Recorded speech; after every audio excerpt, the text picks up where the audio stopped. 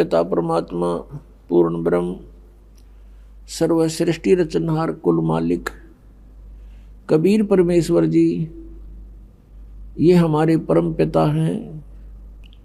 ये सारी सृष्टि के रचने वाले हैं। ये वही परमात्मा हैं जिनका वेदों और गीता में एक विशेष प्रकरण है कि परम अक्षर ब्रह्म परमात्मा, परम अक्षर ब्रह्म जो शक्ति है वही पाप नाशक है, वही हमारा जनक है, वही हमारे काल के बंधनों का नाश कर सकता है। उसी परमात्मा की भक्ति करनी चाहिए। पुणात्मा, उस परमेश्वर ने स्वयं आकर के हमें ज्ञान दिया है कि तुम यहाँ के वासी नहीं हो, आपका यहाँ ठौर ठिकाना नहीं है। और जिन पुण्यात्माओं को परमात्मा आकर के मिले, उनको समझाया, उन्होंने परमात्मा को पहचाना। फिर उन महापुरुषों ने भी परमात्मा द्वारा प्राप्त उस ज्ञान का ढोल पीटा कि कबीर इज गॉड। हम सुल्तानी नानक तारे दादू को उपदेश दिया, जात जुलाहा भेद न पाया, का सीमा है कबीर हुआ। ये धानक रूप में, जो जुलाहा रूप में परमात्मा बनारस में भारतवर्ष की पावन धरती काशी शहर के अंदर 120 वर्ष रहे, सह शरीर आए थे, सह शरीर चले गए, क्योंकि ये वो परमात्मा है जो अजन्मा है, किसी माँ से जन्म नहीं लेते हैं। उस परमेश्वर ने हम सबकी रचना की है और जिन महापुरुषों को वो मिले उन्होंने उस परमेश्वर की महिमा बताई है। अनंत कोट ब्रह्मांड का एक रति नहीं भारे, सतगुरु पुरुष कबीर हैं ये कुल के सिरजनहार। पुण्यात्मा, मनुष्य जीवन बार बार प्राप्त नहीं होता, और मनुष्य जीवन पाकर जो नहीं रटे हरि नाम, जैसे कुआ जल बिना फिर बनवाया क्या काम।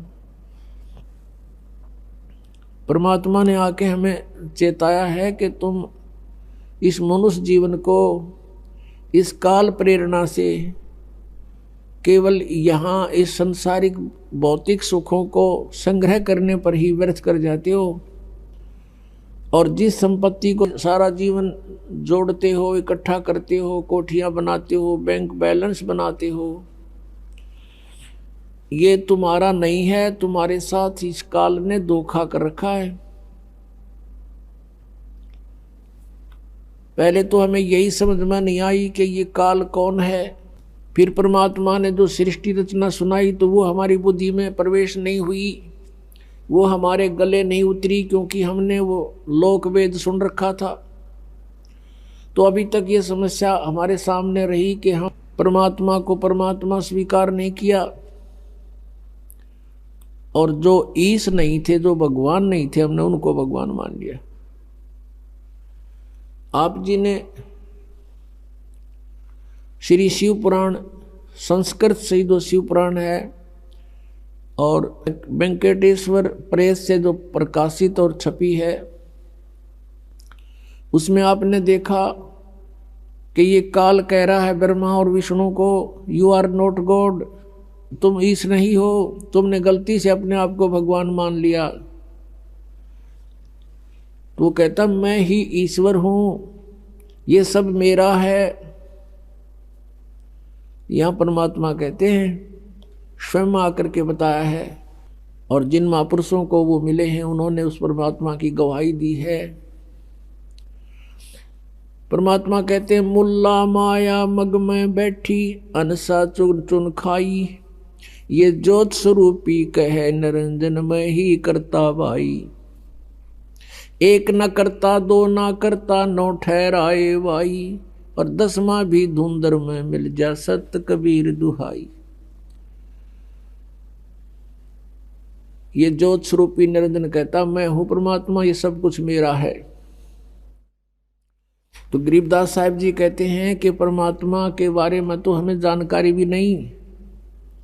ये ज्योत स्वरूपी कहे निरंजन, ये काल कहता मैं ही करता भाई, हमें मूर्ख बना रहा ये।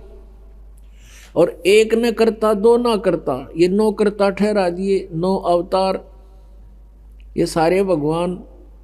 और कहते 10वां भी धुंधर में मिलेगा, एक सत कबीर दुहाई। सत माने अविनाशी। क्या बताते हैं कि जैसे श्री राम, श्री कृष्ण और अन्य ये 9 अवतार मानते हैं, कहते हैं वो सब यहाँ मृत्यु को प्राप्त होकर गए हैं। और 10वां निकलंक नाम से आएगा राजा हरिश्चंद्र वाली आत्मा। और परमात्मा ने बताया कलयुग के अंदर वो संभल नगरी में विष्णुदत्त शर्मा के घर पर जन्म लेगा और सबसे शक्तिशाली होगा और उसकी तलवार बहुत लंबी होगी। उस समय सभी व्यक्ति कृतघ्नी हो जाएंगे, कोई भी आन कान रह नहीं, मांसाहारी प्राणी होंगे, सब पाप आत्मा हो जाएंगी। उनको फिर वो 10वां अवतार काटेगा, सबको अपनी तलवार से नाश करेगा, जैसे परशुराम जी ने अक्षत्रियों को नाश किया था। अब यहाँ परमात्मा के विधान में और इस काल के विधान में बहुत अंतर है। जिसमें प्राणी अकर्मी हो जाते हैं, अधर्मी हो जाते हैं, जैसे अक्षत्रिय लोग यानी राजा लोग और राजा के दरबारी लोग, ये अधर्मी हो गए थे, इनके कोई आन कान नहीं रही थी। उस समय काल प्रेरणा से परशुराम जी का जन्म हुआ। परशुराम जी ने फिर उन दुष्टों को सबको काटा, मार डाला। अब ये विधान है इस काल का कि निकम्मों को ऐसे सेट करना है।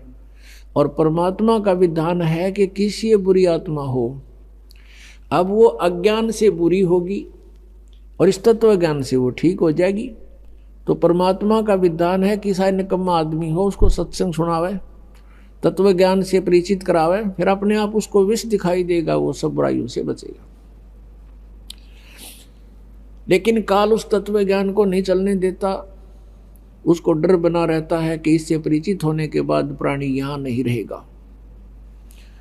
इसलिए वो लोकवेद सुनाता है, अपने दूतों को भेजकर सारी जनता को भ्रमित करवाता है, और जिसका अभी तक हम दुष्परिणाम भोग रहे हैं। अब 10वां अवतार जो आएगा, अब राजा हरिश्चंद्र की आपने कथा सुनी हो, वो कितने पुण्य आत्मा थे, कितने धर्म आत्मा थे, और किस प्रकार वो अपनी मर्यादा का पालन करने वाले थे। बच्चे को भी बेच दिया, पत्नी को भी बेच दिया, आप भी बिक गया, लेकिन अपना सत नहीं छोड़ा। वो अब स्वर्ग के अंदर विद्यमान है, वो राजा हरिश्चंद्र वाली आत्मा। कुछ पुनों को तो वहाँ नाश करवा दिया उसका स्वर्ग में, और फिर उसको श्रृंगार कर भेजेगा, 10वां अवतार बनाओगा, और उसकी क्या ड्यूटी लाओगा काल के इन सब को काट दे, जितने भी प्राणी बकवादी हो गए उस टाइम, एंड ऑफ द कलयुग।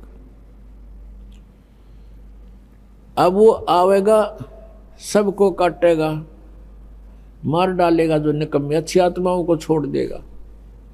उस समय जिनमें जरा सी भी धार्मिकता शेष होगी उनको नहीं मारेगा। ये विधान रहा परमात्मा का, कितनी आपदाएं आवें लेकिन भक्तों का नाश होया नहीं करता। और फिर उसके वो बैड अकाउंट में लिख दिए जाएंगे, जितने जीव हिंसा वो करेगा। अब उसको फिर यहाँ से पापों से लाद के भेजेगा, और यहाँ उसकी महिमा हो जाएगी जैसे राम कृष्ण की होगी। रामचंद्र जी ने बाली मारा था, सुग्रीव का भाई, और उसका भी बदला देना पड़ा श्री कृष्ण रूप में। उस बाली वाली आत्मा ने श्री कृष्ण जी के पैर में तीर मार कर वध किया। तो ये तो एक प्रत्यक्ष प्रमाण है कि किए का कर्म का दंड न भोगना पड़ेगा। तो बिना ज्ञान के ये सब ऐसी व्यवस्था है, जो परमात्मा से परिचित प्राणी हो जाते हैं वो इस काल के जाल में नहीं आते, अपना कल्याण करवा लेते हैं। तो क्या बताते हैं परमात्मा कि हम उनकी पूजा करते रहे जो भगवान नहीं थे, जो हमें कोई लाभ नहीं दे सकते थे, हमारे पापों का नाश नहीं कर सकते थे, हमें काल के जाल से नहीं छुड़वा सकते थे। तो वो ज्ञान उस परमेश्वर ने स्वयं आकर के देना पड़ा। और जैसा कि आपने वेदों में पढ़ा कि वो परमात्मा अपने तीसरे मुक्ति धाम में रहता, सतलोक के अंदर। अब तीसरा मुक्ति धाम कैसे है? 21 ब्रह्मांड का एक ग्रुप है, एक समूह है, ये काल का लोक कहलाता है, सरपुरुष का। और 7 संग ब्रह्मांड का एक अलग द्वीप है, उसके अंदर ये स्टेट समझ लो अलग अलग, वो दूसरा लोक है, दूसरा द्वीप है। और तीसरा सतलोक है उसके निकटतम।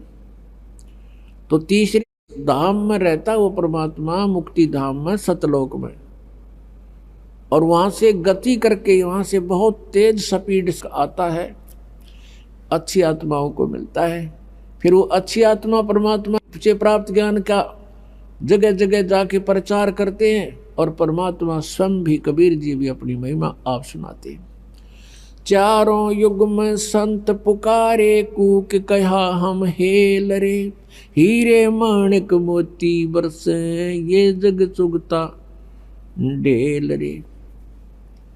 परमात्मा ने जो ज्ञान बताया कि तुम यहाँ के रहने वाले नहीं हो, आप यहाँ के वासी नहीं हो, और जिस संपत्ति के लिए आप सारा जीवन न्यौछावर कर देते हो, यह संपत्ति आपकी नहीं है। काया तेरी है नहीं, ये माया कहाँ से हो, चरण कमल में ध्यान रखो, तुम इन दोनों को खो। ये माया करतारे की तू अपनी कह गंवारे, दो जग धक्के खावेगा या नाहक बह बेगारे। सर्व सोने की लंका होती रावण से रणधीरम, एक पलक में राज बिराजी जम के पड़े जंजीरम। मन तू सुख के सागर बसरे, भाई और न ऐसा यसरे। सर्व सोने की लंका थी, रावण से रणधीरम, एक पलक में राज बिराजी और जम के पड़े जंजीरम। अगम निगम को खोज ले, बुद्धि विवेक विचारे, उदय अस्त का राज मिले तो बिन नाम बेगारे।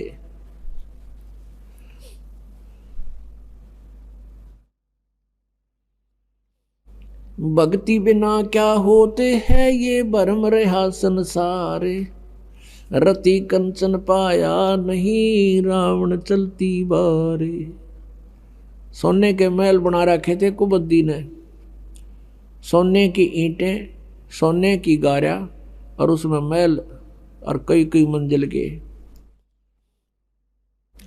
और परमात्मा कहते हैं 1 ग्राम स्वर्ण, 1 ग्राम गोल्ड भी साथ लेकर नहीं जा सका। तो हमारे यहाँ भूल पड़ रही है कि ये मेरा है, या कार मेरी है, कोठी मेरी है, बेटा मेरा है, बेटी मेरी है। जिसमें आपकी यह भूल हटेगी तब आपकी भक्ति फलेगी कि ना बेटा आपका है, ना बेटी आपकी है, ना यह कार आपकी है, ना कोठी आपकी है। अब आपके बच्चे नहीं हैं, ये परमात्मा के बच्चे हैं। आप परमात्मा के नौकर हो, और परमात्मा ने आपके पास ही अपने बच्चे भेज दिए, बेटा या बेटी।